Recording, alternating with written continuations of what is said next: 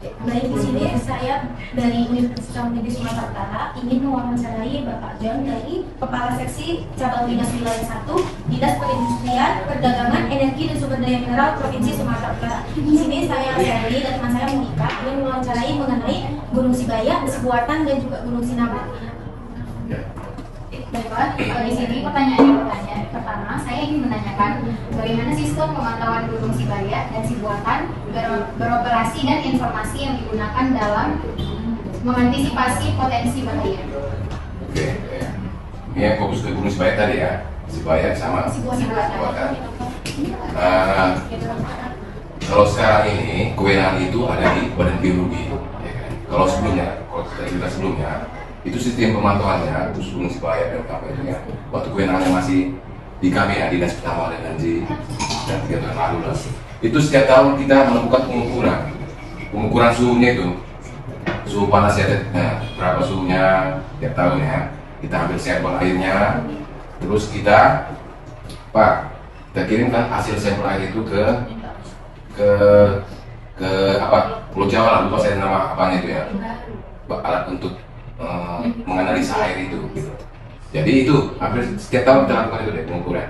Jadi dari situ kita bisa menganalisa kalau apabila hujan utama itu ada peningkatan suhu itu tiap tahun gitu. Kalau ada peningkatan suhu berarti kita harus waspada, hati-hati. Itu waktu masih kewenangan kami kita melakukan turun langsung gitu. Tapi kalau sekarang udah langsung ke pusat Badan Geologi, ada di Bandung gitu. Itulah sistem pemantauannya. Kita bicara dulu ya. Selanjutnya, program edukasi atau kesadaran masyarakat yang dilakukan untuk meningkatkan pemahaman tentang bahaya Gunung Sibuatan dan Sibaya.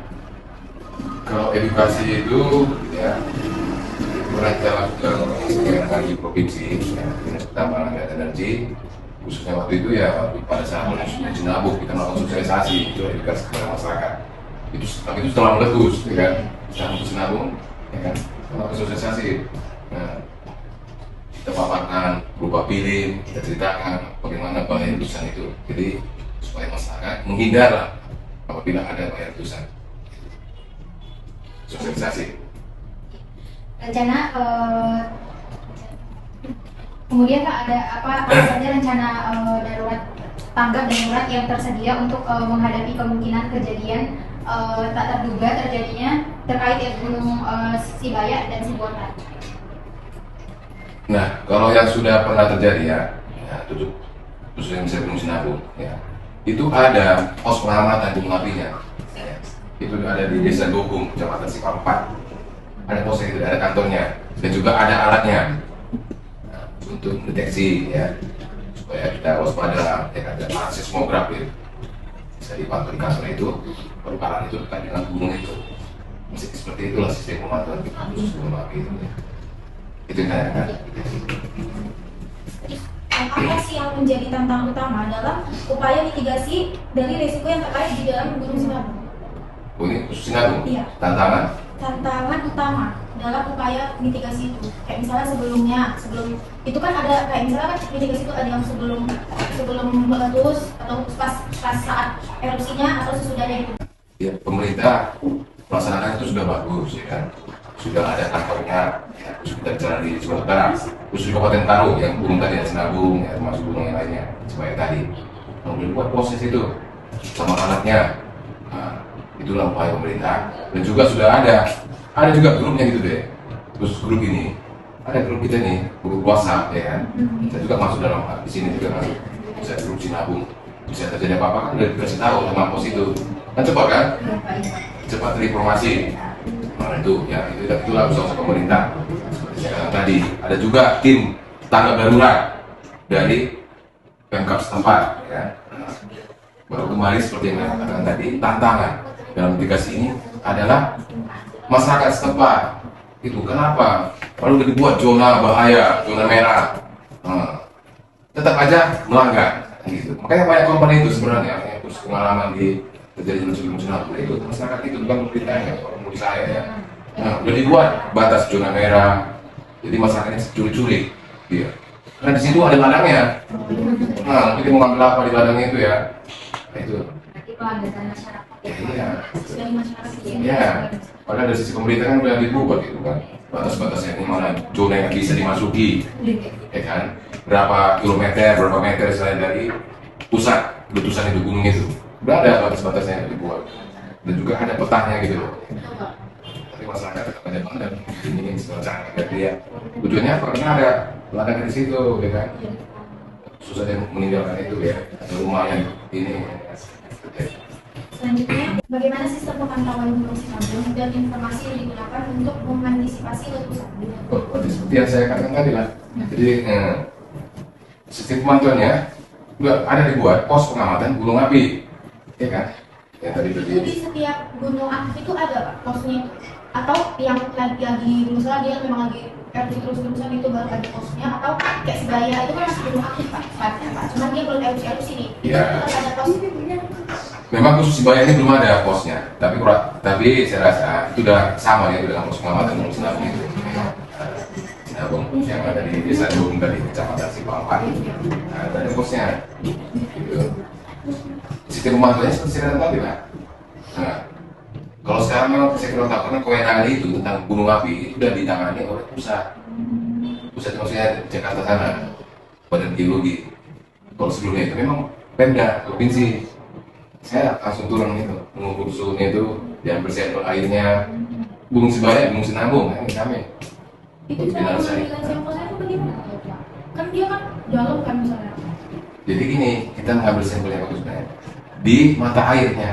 Kita mata air kan panas sebenarnya. Itu rutin memang kita lakukan waktu masih kewenangan di Pemda provinsi. Kita lakukan analisa airnya, ukur suhunya, itu kita analisa, kan? Naikkan temperaturnya, begitu, apakah tetap stabil, gitu. Itu dia.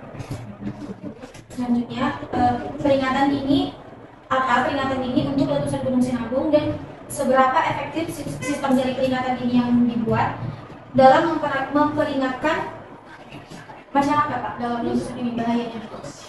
Peringatan ini. Iya. Jadi seperti saya katakan tadi, karena sudah ada pos pengamatan gunung api, ya. Jadi mereka mengkaji, menganalisa dari alatnya, ada monitornya gitu kan, dari TV-nya, misalnya udah ada tanda-tanda, ya kan gitu.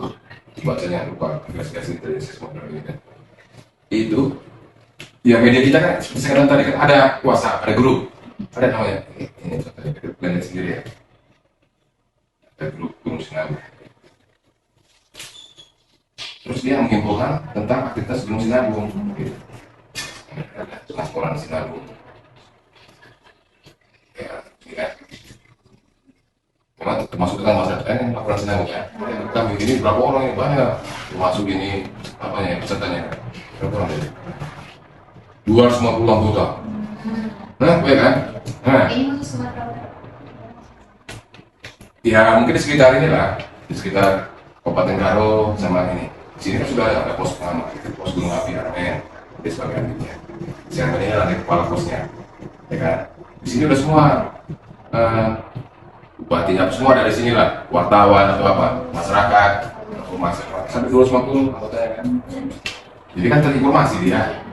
Nah ini kan langsung disampaikan kalau misalnya ada tanda-tanda oleh Pak Armin ini di kepala pos ini kan. Jadi Bapak itu ada bersama?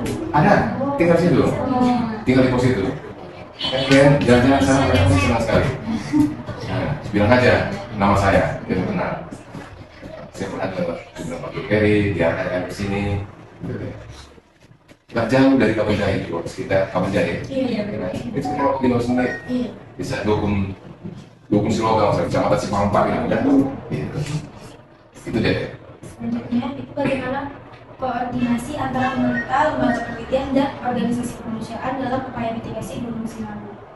Itu masyarakatnya juga ikut ditarik gitu buat koordinasi atau pihak dari pemerintah aja gitu Pak yang turun tangan langsung. Ya kerjasama lah deh dalam mitigasi ini. Ya, jadi kan ada tim-tim di situ, ada tim tanggap darurat seperti saya katakan tadi kan. Itu juga dari apa ya, Sagan, ada juga lupa saya nama timnya itu ya, ada tim masyarakat juga, tim sosial begitu, udah jadi bencana, aduh lupa saya nama apa ya nama timnya itu, Sagan entah apa gitu, ada lah jelasnya. Itu saling koordinasi, ya, berawal dari sumbernya kan dari pos pengaman gunung api ini Pak, dibukannya semua, ya kan. Ada petanya ini zona daerah Temarak, udah dia langsung di apa lah, kayak polis lain itu kasih bendera apa namanya polis lain ya, nggak boleh lewatin zona ini. Itu setiap kita penanggulangan mitigasinya. Koordinasinya seperti tadi kan ada grup, ya kan, cepat terinformasi, bisa darurat kok. Oke, sana. Terima kasih ya Pak untuk telah menjawab pertanyaan-pertanyaan dari kami mengenai Gunung Sibaya, Sibuatan, dan Sinabung.